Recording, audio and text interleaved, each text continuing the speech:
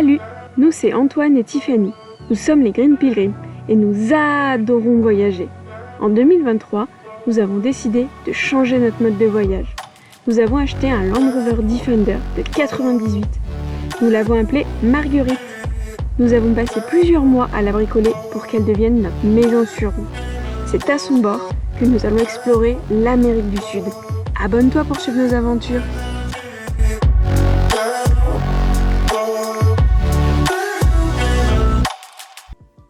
Bon, on s'apprête à passer la nuit dans le Salar et ils annoncent -20 cette nuit. Donc c'est une des températures les plus froides qu'on ait jamais eues. Donc on a mis à bon usage tous les tissus qu'on a achetés. On a calfeutré vraiment l'intégralité des murs. On a Il y en a même de l'autre côté ici. Par-dessus nos duvets, on a nos ponchos. Et là, le dernier venu dans la famille, là, qu'on a acheté à La Paz, qui est très joli, mais bon, on n'arrête pas d'acheter tous les tissus qu'on voit, qui a l'air assez sympa, qu'on rajoute par-dessus. Et bon, au pied, on a les chaussettes de ski, les bonnets au cas où. Ça devrait être bon pour cette nuit. On vous dira demain matin si on a survécu. On espère. Bon, alors, je me dis, il y a plusieurs épaisseurs de calfeutrage au niveau des fenêtres. Il n'y a pas de raison. On a des habits thermiques. Voilà, on se dirige vers l'île Inca Huaci.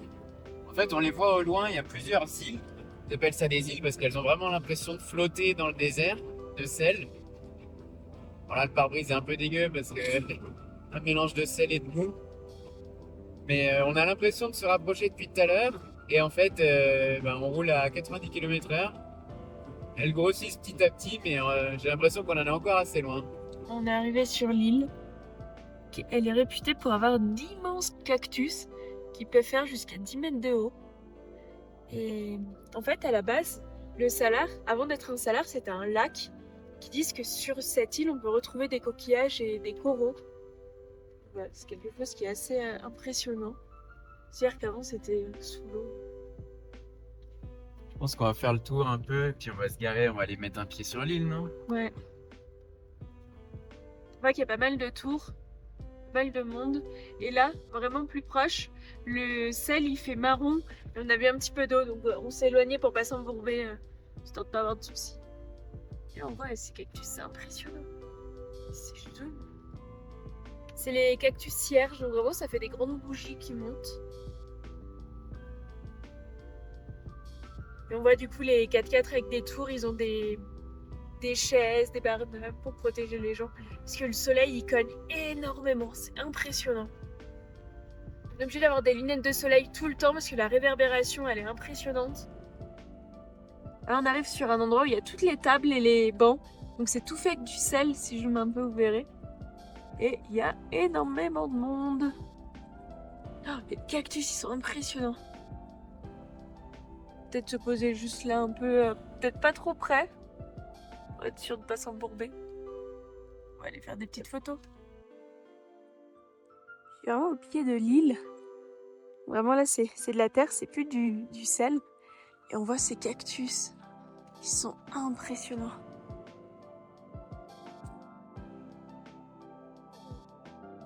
Bon bah j'étais en train de préparer le sandwich et il y a un petit oiseau tout joli qui est venu.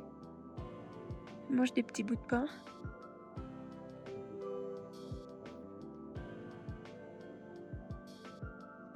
Si j'ai mes lunettes de soleil, je vois pas les couleurs, donc je sais pas si vous verrez bien. Bah il se rapproche. Il se rapproche drôlement près. Alors on s'approche du village Tanua qu'on voit au loin là. Et à sa droite, le volcan Tunupa. Il y a plein de jolies couleurs et apparemment il y a une route qui fait le tour, donc on va s'approcher pour voir de plus près. Ça a l'air vraiment magnifique. Et il y a une grotte avec des momies à l'intérieur. C'est accessible avec le village d'à côté, donc on ira ensuite. On arrive dans le village de Tahua et il y a plein de petits lamas. Donc là on arrive dans le village et on voit le volcan Tunupa, il est vraiment magnifique. Au sommet il a des couleurs, c'est impressionnant, je sais un petit peu comment vous voyez. On aime beaucoup. Alors là on est sur les ruines d'un ancien village Tiwanaku. Donc c'est une civilisation qui était là avant les Incas.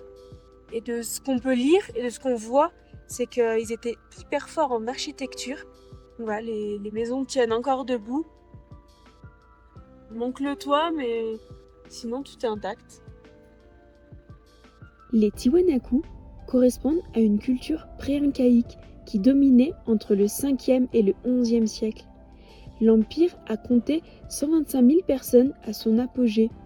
C'est l'une des plus anciennes cultures sud-américaines, avec près de 25 siècles d'existence. Et c'est l'une des plus mystérieuses. Nous avions visité sa capitale, Tiwanaku, avant de rejoindre le lac Titicaca. On a trouvé du bois pour le feu de ce soir, mais il est beaucoup trop grand, donc je crois qu'Antoine veut le casser. C'est assez dur, c'est du cactus. Mais ça résiste pas aux jambes d'Antoine. De notre piste, on est un peu plus haut, donc on surplombe le Salar. Il est impressionnant. Et là, sur les bords, on voit qu'il est mouillé. Donc ouais, c'est très dangereux, il faut pas s'embourber. Donc pour rentrer, il faut bien rentrer par les endroits bien officiels pour être sûr de pas être cueilli. Hein. Voilà, monter pour aller voir les momies, elle est compliquée. C'est une vraie piste, pleine de cailloux en montée. Elle est pas évidente. À des moments, il y a 2 choix de route. On sait jamais trop laquelle prendre. J'ai l'impression que je prends toujours la pire. Et voilà, il nous reste, je pense qu'on a fait un peu plus de la moitié. Mais bon, la route est vraiment pas évidente, ça bouge beaucoup. Et on vient de changer nos pneus. Je pense qu'ils ont eu leur baptême. Hein. Alors ma fenêtre n'est pas très propre, mais on voit du coup le Salar. C'est à perte de vue. On vient d'arriver au parking pour aller voir les momies, pour monter, voir sur des points de vue. Regardez l'immensité du Salar. On voit limite la courbure de la planète à l'horizon, tellement c'est à perte de vue. Maman fait la rando qui mène aux momies. Et en fait, Antoine, il vient de voir une tyrolienne qui relie le côté là-bas en face à ici. Je suis mitigé parce que la vue est magnifique, j'ai super envie de la faire. Mais ici, les normes de sécurité, bon, c'est Bah, il y en a pas. quand même au-dessus d'un énorme canyon, quoi. Donc, Alors, si tu mets les pieds, tu rebondis. on va aller voir le départ, comment il est. Oui. Bon, on se rapproche de la grotte aux momies. De ce que j'ai lu, elles sont ultra bien conservées. Et les habitants du village, ils viennent régulièrement leur poser des offrandes. C'est pareil qu'ils vont jeter de l'alcool et des feuilles de coca. Exactement. Tu rentres le premier ? Allez. J'espère juste que personne ne va venir fermer derrière nous.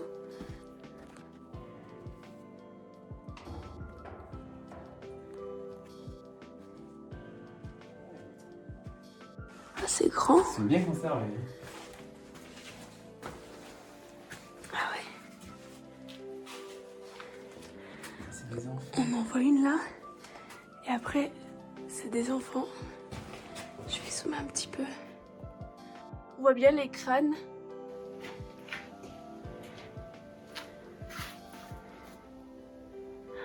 Celle-ci a même des cheveux, dites donc. Donc là, on en voit d'autres. Il y en a une ici. Au fond, c'est plutôt des ossements. On voit devant, hop, ici, il y a des offrandes, il y a de la feuille de coca. Hop, là, il y en a une autre. Et devant, elle a un petit bol aussi avec des feuilles de coca. Ici, à chaque fois, quand ils font des offrandes, souvent, ils mettent des cigarettes. On voit qu'il y a des mégots par terre. Et des feuilles de coca.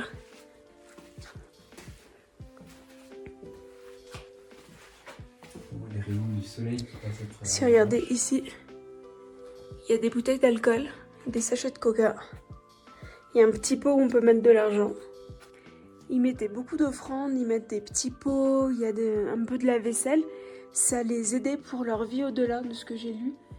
Ils croyaient vraiment à la vie au-delà, donc ils mettaient tout pour leur faciliter la vie après. On arrive bientôt à la tyrolienne. Regardez, il y a les 3 emblèmes de Bolivie, on peut dire. Il y a le puma qui est l'animal sacré, on voit le condor et bien sûr le lama qu'on voit un petit peu de partout.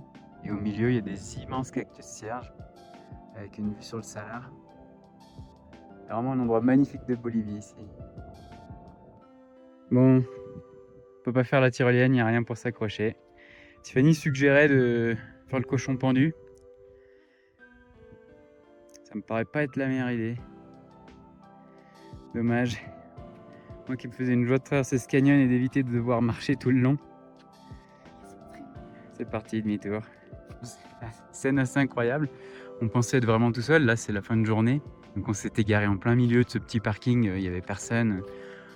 Puis c'est un peu au milieu de nulle part. Donc on pensait pas que des gens allaient arriver. Fiona galère à monter, donc on s'est dit, ça fait longtemps que personne n'est monté. Ouais. Et là, on a vu des groupes de touristes arriver. Ils étaient espagnols. Et là, il doit y avoir une dizaine de 4x4. Si ce n'est pas plus, qui se sont installés là dans le quart d'heure dans lequel on est allé voir les momies, quoi. Vraiment, on s'attendait pas du tout à ça. Bon, là, on redescend de notre petit tour, on allait voir les momies. On a une vue sur le Salar, c'est incroyable. La route est toujours autant escarpée, hein, que ce soit la montée ou la descente. Donc, vu qu'il y avait énormément de guides en haut, on leur a demandé pour l'entrée au Salar qui est par ici, si ça passait ou pas. Ils nous ont dit oui. Après, voilà, eux, ils passent vraiment de partout. Là, ils ont pris cette route. Ils sont montés en 2-2 parce qu'on les a pas du tout vus arriver. Sachant qu'avant, il y avait une route de Ripio, un chemin de Ripio qu'on a pris pendant un petit moment. Je pense que ça arrivé par le Salar. Ouais, c'est assez impressionnant ici à chaque fois la conduite. Et du coup, on se disait, on est descendu avant eux, mais il y a moins qui nous doutent dans la descente.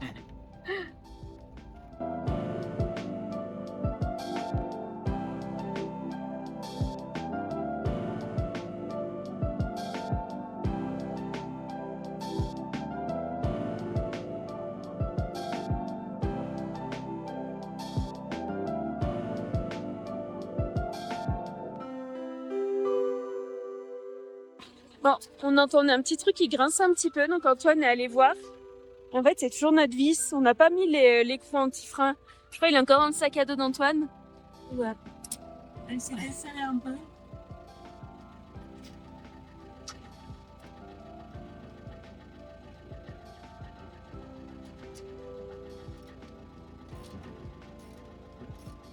Ah oui, c'était pas mal desserré.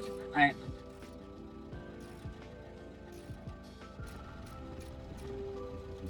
Ah ouais, même beaucoup. Mais j'entendais un bruit. Ah bien vu, tu tiens un pro. Ouais,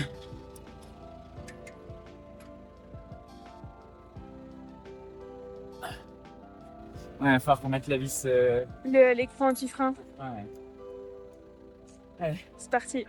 Voilà, bon, on a resserré la vis en plein milieu de la piste. On n'était pas loin de reperdre l'écrou. Hein. Ah non, hein. Ah, on en a un d'avance, on a l'écrou frein maintenant. Donc, il va falloir qu'on le mette et qu'on le serre bien comme il faut. Et qu'on les check quand même régulièrement aussi, hein. On s'était dit de le faire. Hein. Ouais. Bah, alors on rejoint le petit village de Shosaka. Je sais plus le nom. Chokera. Shokera. Je crois qu'il y avait un Z. Shokedza. Shokedza. Non, du coup à Shokedza. Et de Shokedza, il y a une entrée directement dans le Salar. On va voir si on peut la prendre. Ce qui est assez embêtant, c'est que les entrées et sorties de Salar, il y a de l'eau. Donc on essaie d'y aller doucement pour pas abîmer la voiture. Mais bon, on prend la route qui redescend au Salar et il y a plein de lamas. Il y en a d'autres qui montent. Allez-y les gars, je vous laisse passer. Courez pas. Priorité aux beaux gosses. Il n'y en a plus. Et il y en a en bas, je les vois, juste vraiment à l'entrée.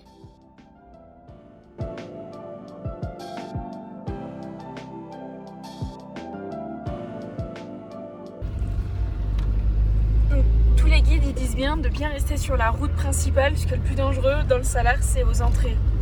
Il y a énormément d'eau.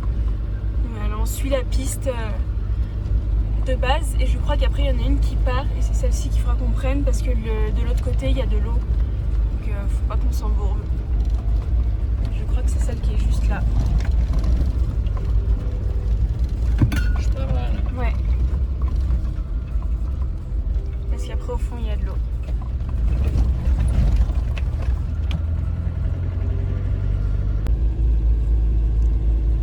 là c'est vraiment liquide. Du coup c'est beau, ça fait effet miroir comme quand c'est le plein été et que le salar est rempli d'eau. Allez.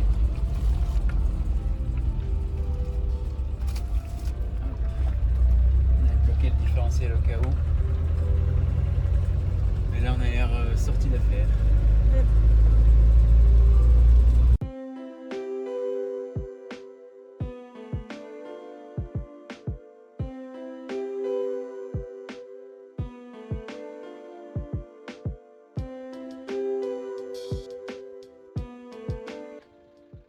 Bon, tout à l'heure on était dans le volcan qui était là-bas.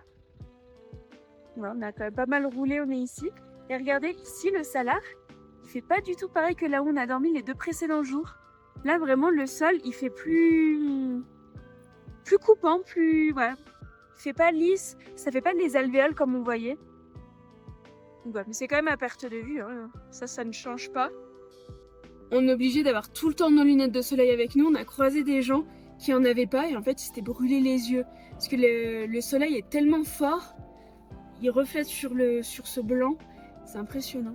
On le voit aussi avec notre panneau solaire, il recharge ultra rapidement. Je crois qu'il a jamais chargé aussi vite. Ouais. Donc ouais, faut vraiment se protéger, on met de la crème solaire, on met nos chapeaux, nos lunettes, on est toujours bien protégés. On a quand même un peu cramé à midi en mangeant.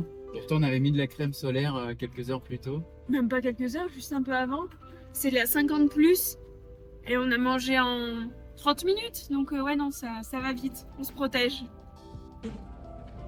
Bon, pour naviguer dans le salar, c'est un petit peu galère.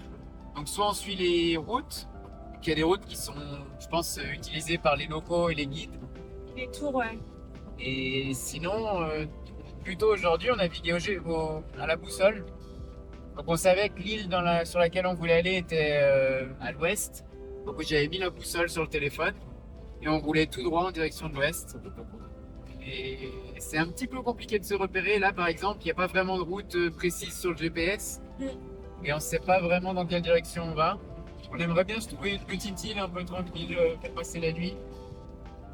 Mais bon, en attendant, vu que là sur le côté, c'est assez, on va dire, râpeux pour les pneus, on va rester sur cette route jusqu'à qu'on ait une sorte de croisement ou quelque chose qui nous permette de partir un peu plus sur la droite.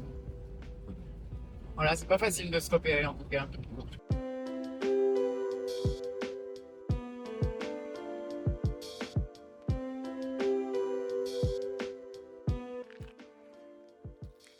C'est le bois qu'on a récupéré en arrivant sur le salar et tout à l'heure quand on est passé dans la ville. Donc on va pouvoir faire notre petit feu et faire chauffer notre chorizo. C'est plutôt pas mal. Et ce soir, on a décidé, on ouvre la tente, on va dormir dedans. On va monter, on a pas mal de couvertures, on a nos duvets zéro, on a des habits techniques et on prendra aussi nos grosses polaires. On va être bien équipés. Situé dans le département de Potosi, le Salar de Uyuni est le désert de sel le plus vaste du monde. Il s'étend sur près de 130 km d'est en ouest et 112 km du nord au sud. Il est situé à plus de 3650 mètres d'altitude.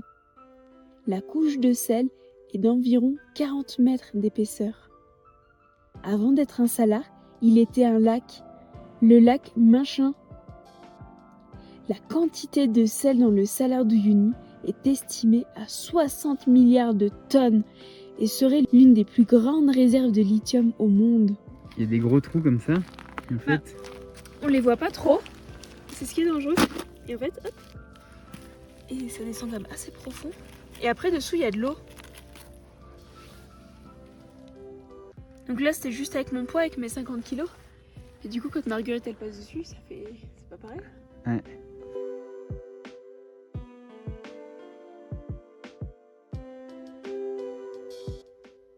Si la vidéo t'a plu, mets un pouce, abonne-toi si ce n'est pas déjà fait. Si tu as des questions, n'hésite pas à les poser en commentaire. À bientôt pour de nouvelles aventures sur les routes.